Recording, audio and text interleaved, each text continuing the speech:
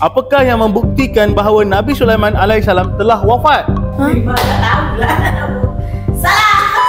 Soalan pertama, Nabi Sulaiman alaihissalam merupakan anak kepada Nabi apa?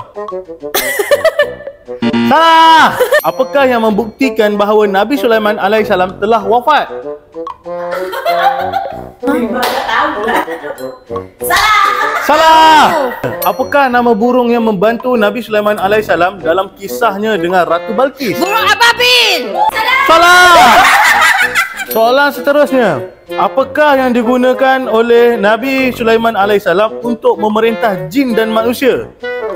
Tak tahu lah. Salah. Pada tahun bilakah Mekah banjir dan sehingga jatuhnya batu Hajarul Aswad? Sudahlah, tak tahu. Salah.